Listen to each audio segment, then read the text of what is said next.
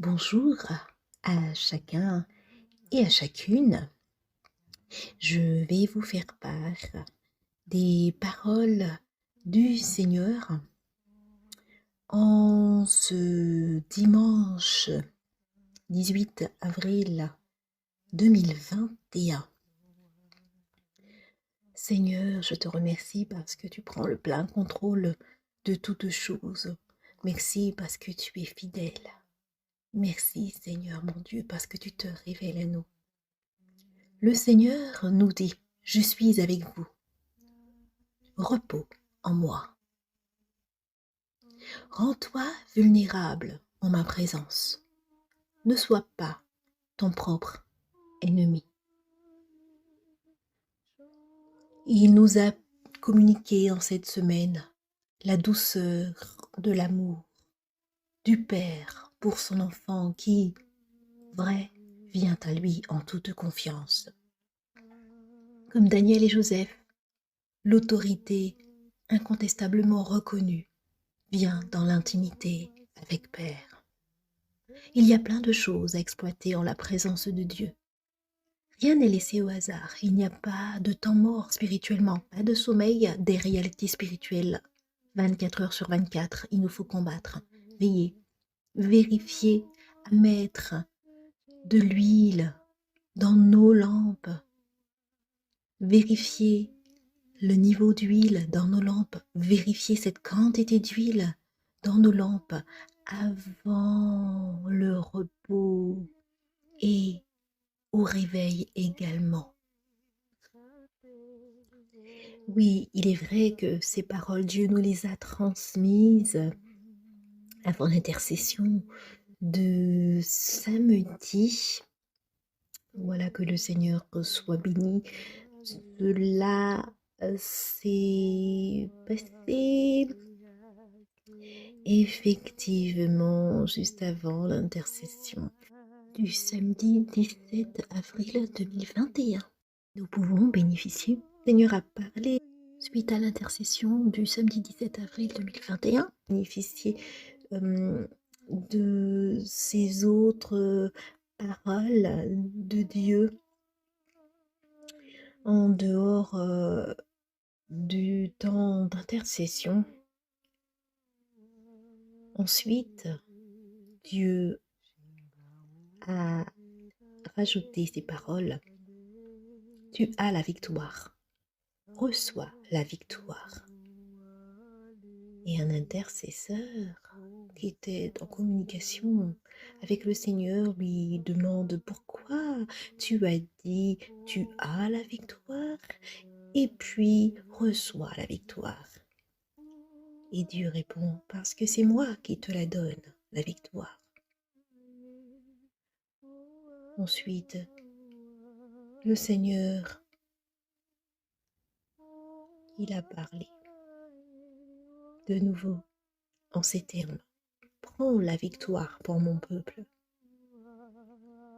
Tu verras, tu auras de grandes victoires. Ce n'est pas grave que tu rencontres des problèmes sur ta route. Je te l'ai déjà dit, vois ce qui va dans ta vie.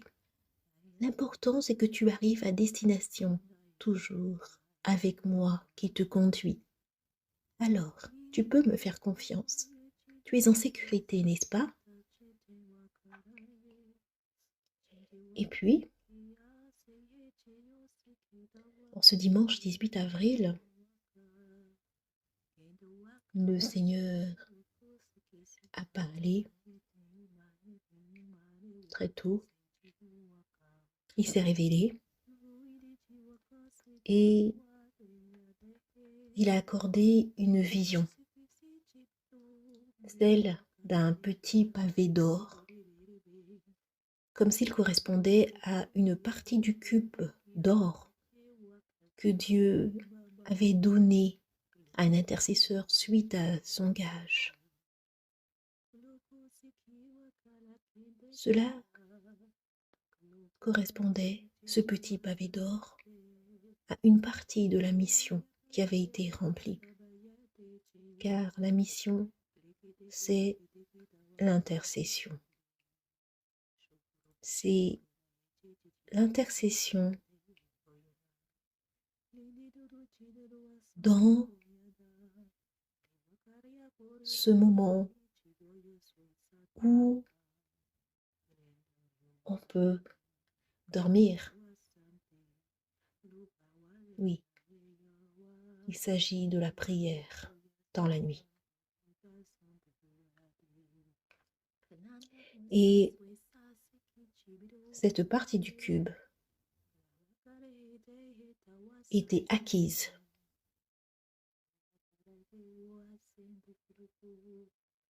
comme si elle avait été reçue et qu'une partie du gage était levée et que l'intercesseur en était dégagé.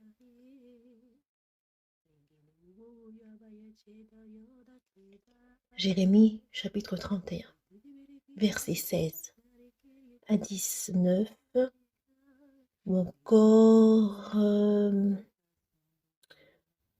jusqu'au verset 23, nous dit ceci. Ainsi parle l'Éternel, retiens tes pleurs, retiens les larmes de tes yeux, car il y aura un salaire pour tes œuvres, dit l'Éternel. Ils reviendront du pays de l'ennemi. Il y a de l'espérance pour ton avenir, dit l'Éternel. Tes enfants reviendront dans leur territoire. J'entends Ephraïm qui se lamente. Tu m'as châtié et j'ai été châtié comme un veau qui n'est pas dompté. Fais-moi revenir, et je reviendrai, car tu es l'Éternel mon Dieu. Après m'être détourné, j'éprouve du repentir. Et après avoir reconnu mes fautes, je frappe sur ma cuisse. Je suis honteux et confus, car je porte l'opprobre de ma jeunesse. Ephraïm, est-il donc pour moi un fils chéri, un enfant qui fait mes délices? Car plus je parle de lui, plus encore son souvenir est en moi. Aussi mes entrailles sont émues en sa faveur. J'aurai pitié de lui, dit l'Éternel. Dresse des signes, place des poteaux, prends garde à la route, au chemin que tu as suivi. Reviens, Vierge d'Israël, reviens dans ces villes qui sont à toi. Jusque à quand seras-tu errante, fille égarée? Car l'Éternel crée une chose nouvelle sur la terre. La femme recherchera l'homme. Ainsi parle l'Éternel des armées, le Dieu d'Israël. Voici encore ce que l'on dira dans le pays de Juda et dans ses villes, quand j'aurai ramené leurs captifs. Que l'Éternel te bénisse, demeure de la justice, montagne sainte. Amen. Et sur ma couche, j'entends comme un jeu qu'on peut avoir sur un portable, par exemple. Et je comprends que c'est Dieu qui veut que je sois éveillée afin d'être attentive à ses paroles, dit la personne qui était en intercession, en communication, en communion avec Dieu. Et le Seigneur a transmis ses encouragements afin de prendre dans le ciel ce dont nous avons besoin et selon ce que Dieu révèle, ce que Dieu permet à son intercesseur de reconnaître. Le Seigneur interpelle sur l'amour, sur la parole, sur le cœur, sur la bouche, sur la relation au prochain. Et il nous parle au travers d'Hébreux chapitre 14, versets 12 à 16. Car la parole de Dieu est vivante et efficace, plus tranchante qu'une épée quelconque à deux tranchants, pénétrante jusqu'à partager âme et esprit, jointure et moelle. Elle juge les sentiments et les pensées du cœur. Nulle créature n'est cachée devant lui, mais tout est à nu et à découvert aux yeux de celui à qui nous devons rendre compte. Ainsi, puisque nous avons un grand souverain sacrificateur qui a traversé les cieux, Jésus, le Fils de Dieu, demeurons fermes dans la foi que nous professons. car nous n'avons pas un souverain sacrificateur qui ne puisse compatir à nos faiblesses. Au contraire, il a été tenté comme nous en toutes choses, sans commettre de péché. Approchons-nous donc avec assurance du trône de la grâce, afin d'obtenir miséricorde et de trouver grâce pour être secourus dans nos besoins. Et le Seigneur, il parle au travers de Luc, au chapitre 6, et à partir du verset 44. Car chaque arbre se connaît à son fruit. On ne cueille pas des figues sur des épines, et l'on ne vendange pas des raisins sur des ronces. L'homme bon tire de bonnes choses du bon trésor de son cœur, et le méchant tire de mauvaises choses de son mauvais cœur. Car c'est de l'abondance du cœur que la bouche parle. Pourquoi m'appelez-vous Seigneur, Seigneur, et ne faites-vous pas ce que je dis? Je vous montrerai à qui est semblable tout homme qui vient à moi, entend mes paroles et les met en pratique. Il est semblable à un homme qui, bâtissant une maison, a creusé profondément et a posé le fondement sur le roc. Une inondation est venue, et le torrent s'est jeté contre cette maison sans pouvoir l'ébranler, parce qu'elle était bien bâtie. Mais celui qui entend et ne met pas en pratique est semblable à un homme qui a bâti une maison sur la terre sans fondement. Le torrent s'est jeté contre elle, aussitôt il est tombé, et la ruine de cette maison a été grande. Le Seigneur nous interpelle également au travers de Colossiens, chapitre 4, versets 5 et 6. Conduisez-vous avec sagesse envers ceux du dehors et rachetez le temps. Que votre parole soit toujours accompagnée de grâce, assaisonnée de sel, afin que vous sachiez comment il faut répondre à chacun. Il nous parle également dans Éphésiens chapitre 4, versets 29 à 32. Qu'il ne sorte de votre bouche aucune parole mauvaise, mais s'il y a lieu quelques bonnes paroles qui servent à l'édification et communiquent une grâce à ceux qui l'entendent. N'attristez pas le Saint-Esprit de Dieu par lequel vous avez été scellés pour le jour de la rédemption. Que toute amertume, toute animosité, toute colère, toute clameur, toute calomnie et toute espèce de méchanceté disparaissent du milieu de vous. Soyez bons les uns envers les autres, compatissants, vous pardonnant réciproquement comme Dieu vous a pardonné en Christ. Amen. Je reprends ce verset 32 d'Éphésiens chapitre 4. Soyez bons les uns envers les autres, compatissants, vous pardonnant réciproquement comme Dieu vous a pardonné en Christ. Amen. Et le Seigneur, il continue de s'exprimer. Fais-moi confiance. Ne te limite pas. Et au moment d'écrire ces paroles et révélations de Dieu, comme un enfant, oui, Dieu, il se montre.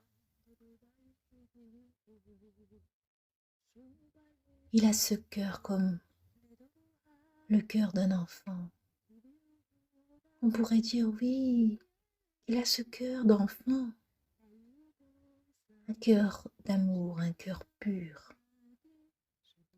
Et il atteste de ces choses au travers de ces frémissements divins ressentis dans le corps de l'intercesseur.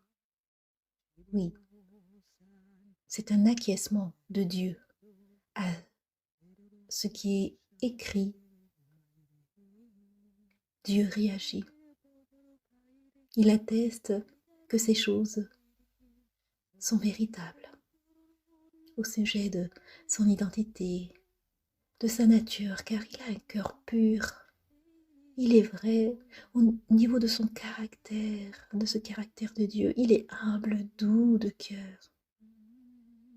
Et lui de s'exprimer. Je suis tout excitée. J'aime comme tu m'obéis, comme un enfant, sans te poser de questions. J'aime cela. Amen.